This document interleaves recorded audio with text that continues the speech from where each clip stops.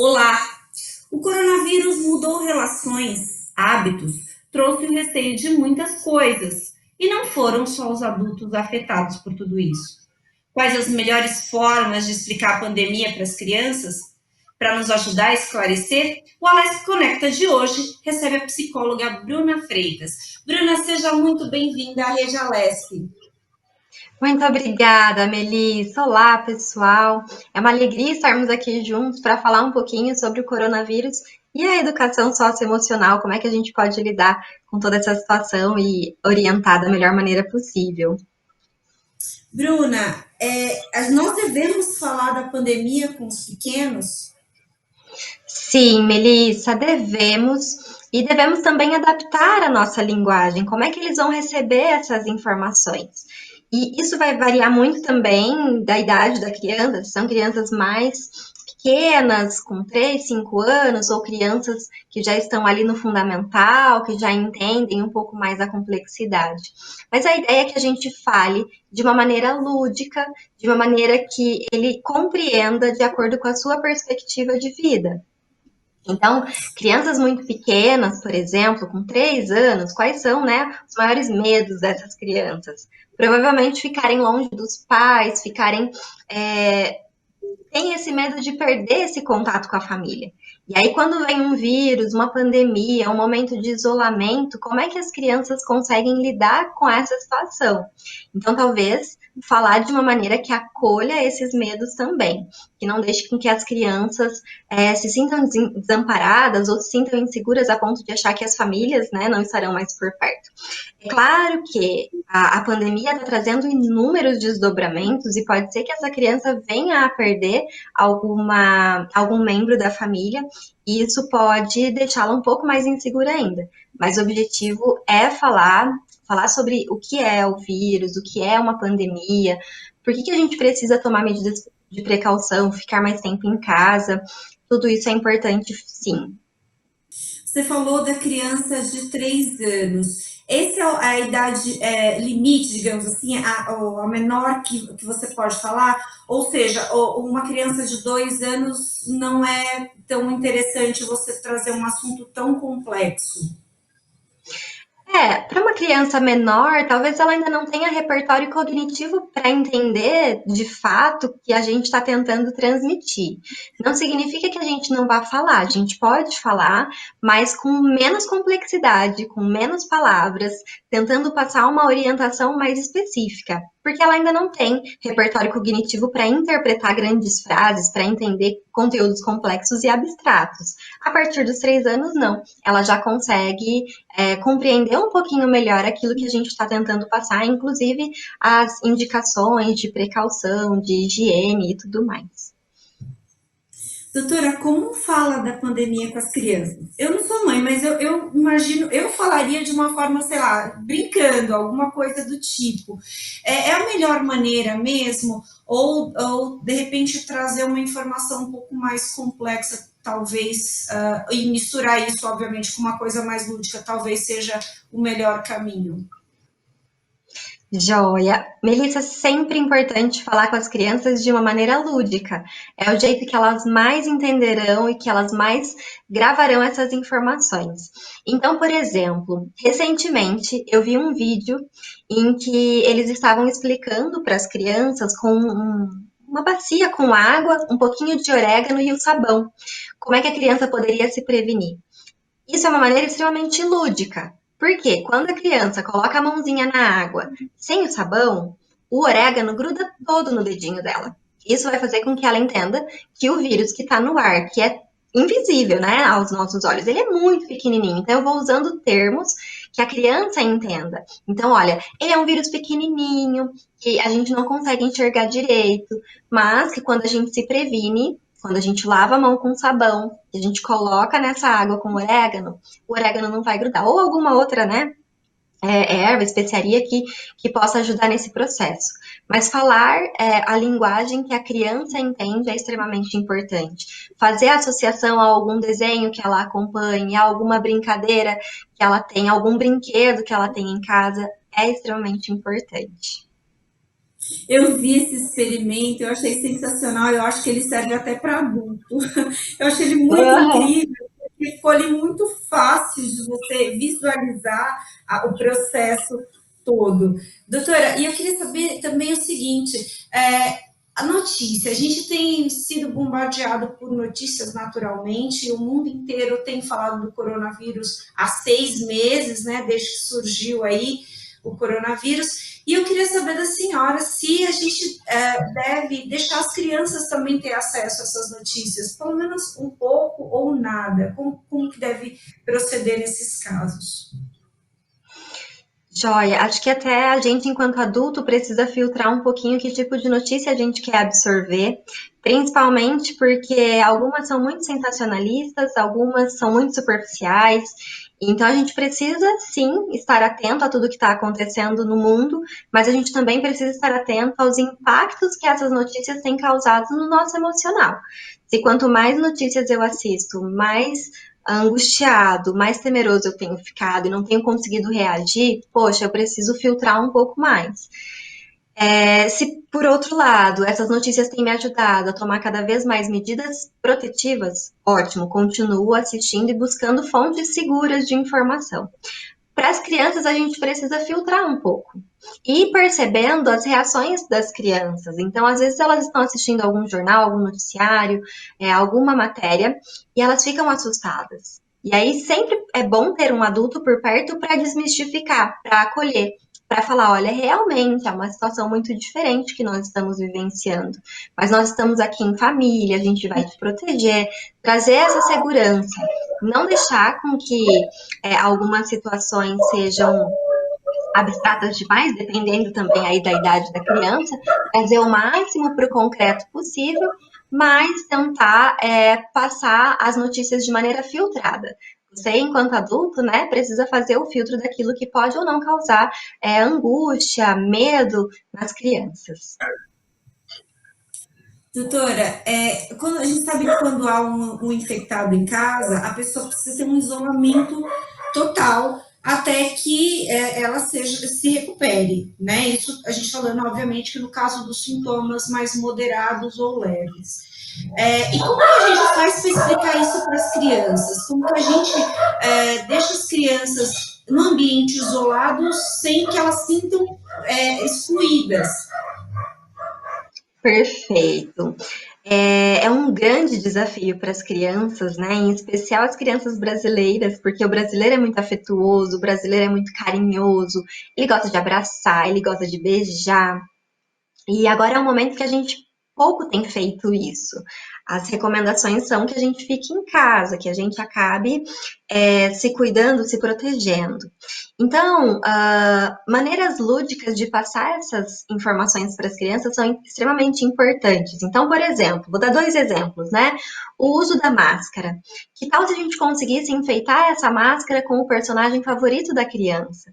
E aí trazer algo lúdico para essa brincadeira. Olha, enquanto você estiver usando essa máscara, a gente vai estar num jogo, e esse jogo você vai ser esse personagem e tal. E o segundo exemplo é quando lavar as mãos. Por quê? Nas recomendações, eles dizem a importância de lavar as mãos por pelo menos 20 segundos, então as mãos e os punhos. E aí a ideia é pegar a música favorita dessa criança. Então, ela gosta de Galinha Pintadinha, ela gosta de algum outro personagem.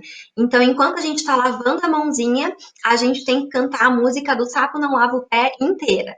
A hora que acabar, a gente pode parar de esfregar o sabão e enxágua. Então, eu estou tornando esse processo de cuidado, eu estou tornando esse processo de, de dicas mesmo de precaução, que para o adulto faça isso, isso, isso, para a criança de uma maneira mais lúdica, de uma maneira que caiba no mundo interpretativo dela.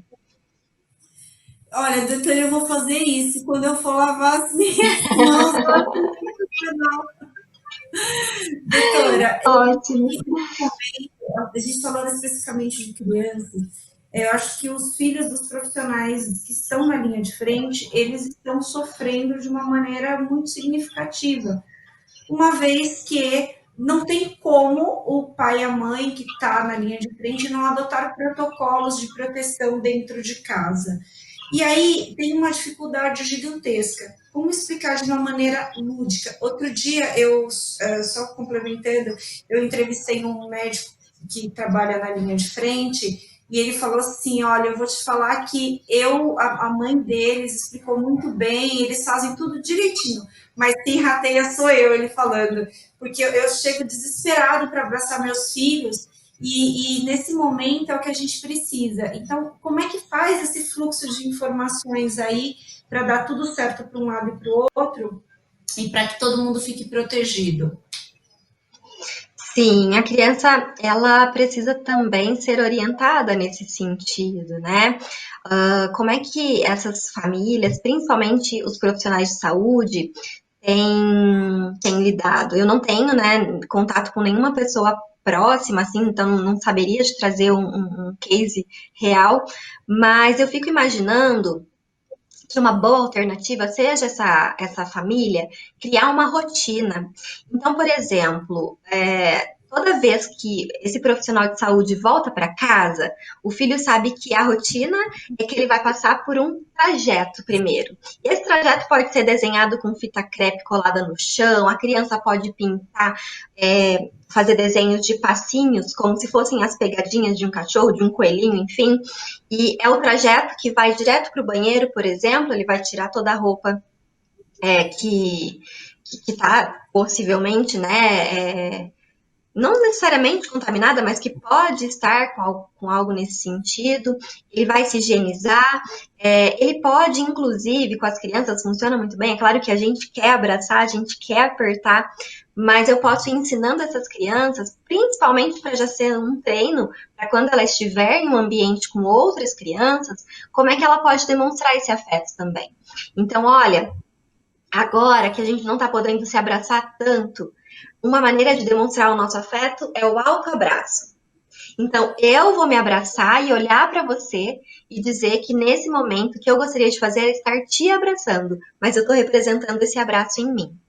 Em contrapartida, se a criança tem um urso de pelúcia, um brinquedo, algo que seja, né, um travesseiro, uma almofada, ela também pode abraçar esse travesseiro, essa almofada, representando esse carinho. E aí a gente vai pensando em estratégias que caibam em cada uma dessas famílias também. Uau, buscar essas novas possibilidades é um desafio realmente muito grande, né, doutora? Com certeza.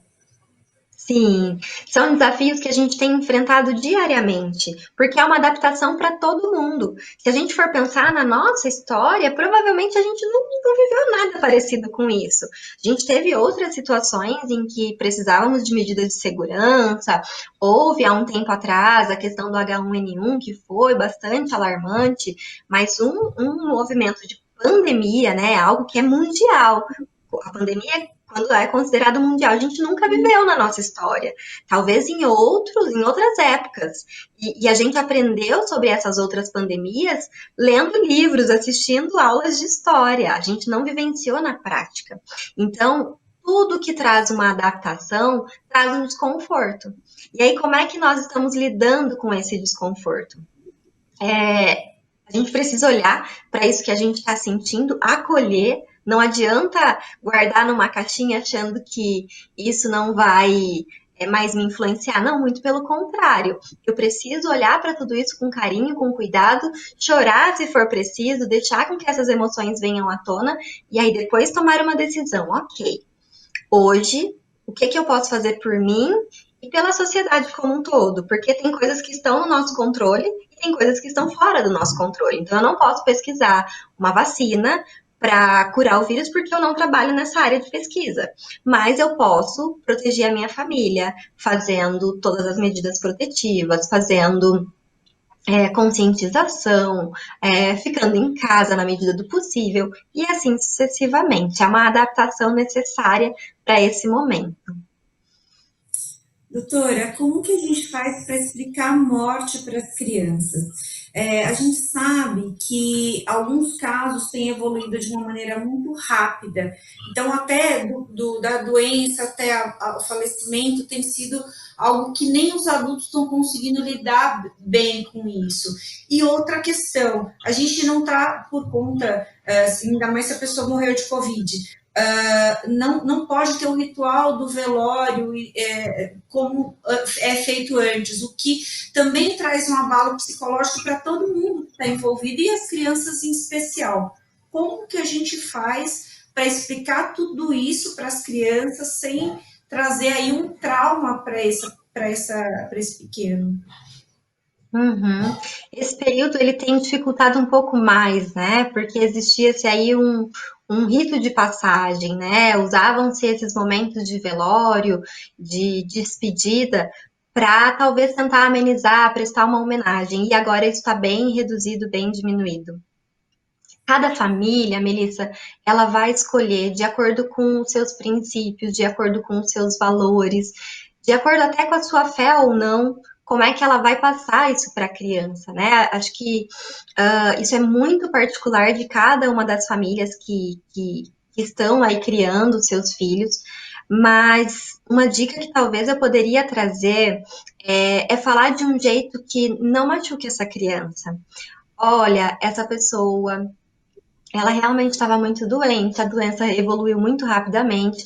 No caso do Covid, ou em outros casos, explicar de um jeito breve, mas de um jeito que faça sentido para essa criança e tentar dizer o seguinte: ela não está aqui mais fisicamente, mas ela vai estar para sempre aí, no seu coração. Então, o que você escolhe para homenagear essa pessoa? De que maneira você gostaria que ela fosse lembrada por você? Então, você pode ajudar essa criança a revisitar algumas fotos, se tiver dessa pessoa, a escrever uma poesia. Inclusive, eu estou me lembrando aqui agora no material da Escola da Inteligência, nós trabalhamos muito com essas questões de preparar as crianças. Né? Eu brinco que se eu, enquanto criança adolescente, tivesse tido aula da Escola da Inteligência, eu teria diminuído drasticamente muitos dos conflitos e das situações desafiadoras que eu vivenciei ao longo da vida. Mas a Escola da Inteligência trabalha de uma maneira muito lúdica. Então, com a educação infantil e o Fundamental 1, que são ali alunos até mais ou menos 10, 11 anos, através de personagens da Floresta Viva. Então, compartilhando rapidamente, uma maneira que a gente tem, por exemplo, de ensinar essas crianças a lidarem com o medo, com as perdas, com os lutos, é através de histórias. Uma das histórias que o segundo aninho, que são alunos de mais ou menos 7 anos, aprendem é uma história do canário cantor. O canário cantor estava aprendendo a voar com o pai dele ainda estava inseguro porque ele só ele só voava de pouquinho em pouquinho, mas de repente eles começam a ouvir alguns barulhos.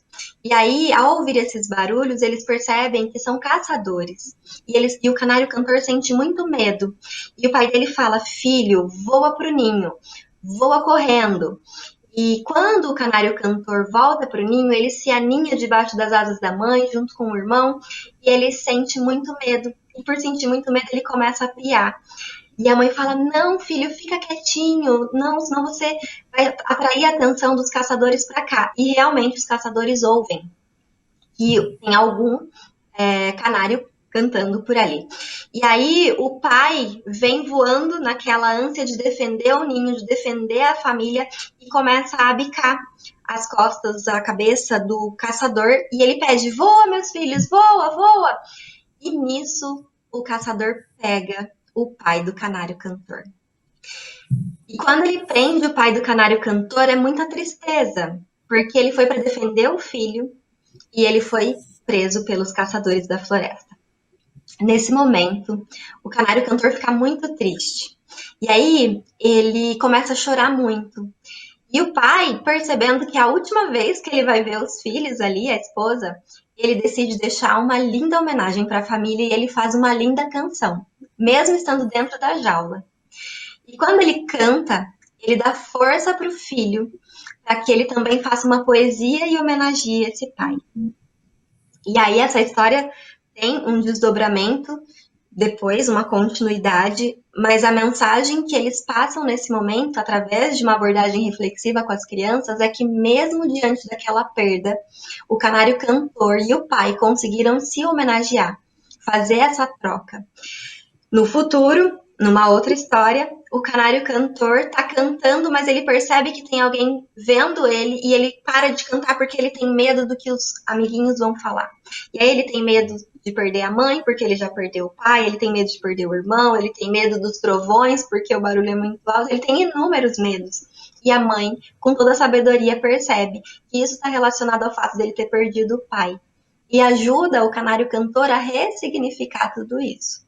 E aí, nessas reflexões, eu trouxe aqui uma história lúdica. E aí eu consigo trazer para as crianças, olha, do mesmo jeito que o canário cantor perdeu o pai dele e ainda assim conseguiu continuar cantando, conseguiu recitar essa poesia para homenagear o pai dele, o que a gente pode fazer para não deixar? Claro que a gente precisa chorar, a gente precisa vivenciar essa dor, mas o que eu posso fazer para não permitir com que essa dor tome conta de mim? E aí, conversando com as crianças e buscando estratégias para que ela mesma consiga encontrar ali no repertório dela como que ela pode homenagear essa pessoa. E às vezes ela vai querer fazer um cartaz, às vezes ela vai querer fazer um desenho, ela vai querer fazer uma música. Se ela não tiver ideia, vocês podem fazer essas sugestões, mas a ideia é ressignificar. Sim, falar sobre a morte, falar sobre a perda, mas também tentar trazer uma estratégia de como lidar. E aí, lembrando, com a criança, o melhor caminho é sempre através de analogias, através de brincadeiras, de ludicidade, né? Não que a gente vá fazer brincadeira num momento tão sério como esse, mas talvez a gente possa também usar uma outra técnica que é da teoria da inteligência multifocal, idealizada pelo Dr. Augusto Cury, que é a técnica do silêncio proativo. É quando eu calo por fora e reflito por dentro. Então eu vou avisar o meu filho, filho, eu estou muito triste nesse momento. Eu não consigo ainda falar com você sobre isso. E tá tudo bem a gente ficar triste porque somos humanos.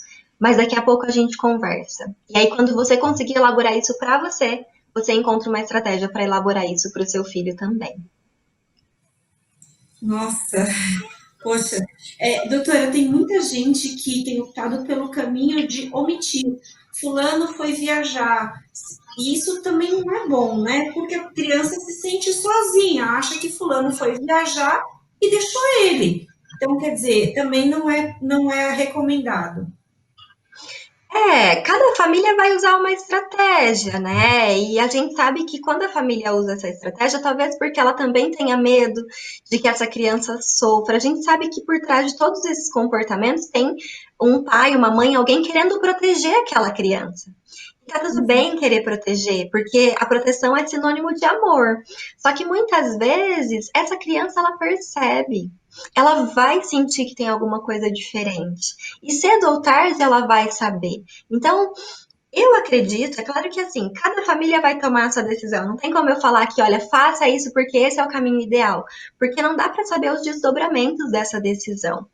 Mas se a gente fosse pensar num sinônimo aí de educação socioemocional, seria o equilíbrio. Como que eu posso buscar o equilíbrio para essa situação? Se a pessoa foi viajar, ela foi viajar, mas é uma viagem que ela nunca mais vai voltar. Então, eu posso até usar a analogia da viagem, mas para explicar para a criança de que é uma viagem que ela não volta mais. E que talvez essa viagem, agora no começo, dê muita saudade, mas que com o tempo a gente vai aprender a lidar melhor. Então, talvez as pessoas que acabem indo por esse caminho é porque não tem repertório, não tem estratégia de como fazer isso por um caminho diferente. Então, a ideia é a gente munindo essas famílias sobre esses repertórios. Uma coisa muito bacana que a Escola da Inteligência lançou, inclusive agora em junho, é um aplicativo, nós temos, né, já para as famílias parceiras, um aplicativo que se chama Ei Família, e agora a gente lançou um aplicativo chamado Ei Família Solidário, que é um aplicativo com acesso gratuito, então todas as famílias do Brasil têm acesso, é só baixar na loja de aplicativos online, mas são vídeos, são orientações práticas de como lidar com algumas situações em família. E aí, dentro desse aplicativo, e aí agora sim, né, é exclusivo para as escolas parceiras que têm contrato conosco até 2021, existe também o Mila Responde, que são orientações socioemocionais.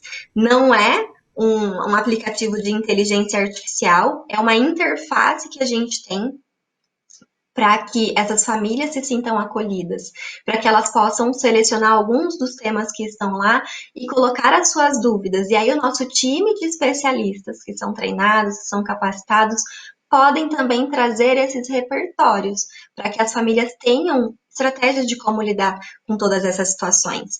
Bruna, não tem escola da inteligência, o que a gente pode fazer? Acesse o nosso canal do YouTube, acesse o nosso Instagram, porque tem dicas diariamente. Nós fazemos lives abertas também, nós temos vários manuais, inclusive, disponíveis, né, para que as famílias tenham um repertório de como lidar com esse período que é tão desafiador em casa. Eu entendi. Doutora, a gente está num momento que está todo mundo muito angustiado com tudo que está acontecendo. Como que a gente faz para não transmitir essa angústia para a criança? E mais, tem muita gente relatando que está com dificuldade para dormir. E a criança também pode ter esse problema. Como que a gente também observa isso na criança e tenta evitar este problema? Uhum. Olha, às vezes, ouvindo a sua pergunta, me veio uma reflexão aqui, né, Melissa? Às vezes a gente veste aquela capa de super-herói, de super-heroína enquanto pai e mãe. E a gente acha que a gente não pode mostrar as nossas fragilidades para os nossos filhos, que a gente tem que proteger a todo custo. Mas em alguns momentos é importante que a gente mostre para o nosso filho que a gente está sim angustiado, que a gente também sente sim muito medo, que a gente também não sabe como lidar com essa situação, mas que independente de toda essa incerteza e insegurança, vocês são uma família que se amam, vocês estão juntos e seguirão juntos nesse caminho. Quando você traz, né, o questionamento como não passar essa angústia para as crianças, mesmo que você tente esconder, ela vai perceber. Então, é melhor você ter aí uma relação genuína, né, em que você fale sim para o seu filho, olha, filha, eu realmente estou muito angustiado hoje. Eu realmente estou tendo bastante dificuldade em lidar também com toda essa situação. A gente nunca passou por isso antes. E eu sei que você pode sentir medo, porque tudo aquilo que a gente não conhece nos dá medo mesmo. Mas a gente vai enfrentar isso juntos. E a gente vai aprender algum jeito de lidar com isso juntos. Isso vai fazer toda a diferença. Por quê? Primeiro, porque a criança vai se sentir segura, sabendo que ela pode contar com você. E segundo, porque ela vai saber que você é humano. E sabendo que você é humano, que você também erra, ela se permite também errar. E corrigir o erro e encontrar caminhos melhores para lidar com toda essa situação.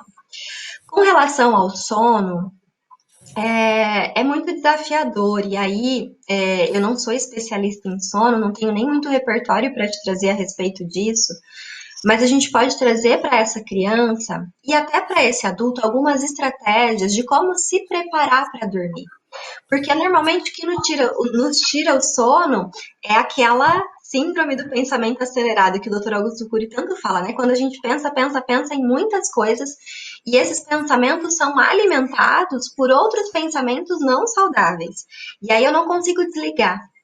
Então, uma sugestão que talvez possa nos ajudar a melhorar a qualidade do nosso sono, a melhorar, por exemplo, a nossa hora de dormir, é pensar em como eu me preparo para isso. Então, estudos recentes já apontam que a tela do celular, aquela luz branca, ela impede com que o nosso organismo libere a melatonina, que é produzida ao longo do dia e que é responsável por uma boa noite de sono. Quem nunca, né? Às vezes eu faço workshop com os alunos do ensino médio e eu sempre faço uma pergunta para eles, né? Quem nunca estava lá dormindo e, puf, o celular caiu no rosto da pessoa? Porque às vezes a gente já tá com tanto sono, até os adultos, né? Às vezes acontece. Às vezes a gente tá com tanto sono, tá ali brigando com o sono, querendo mexer no celular. E essa luz branca, ela não é favorável a esse sono de qualidade.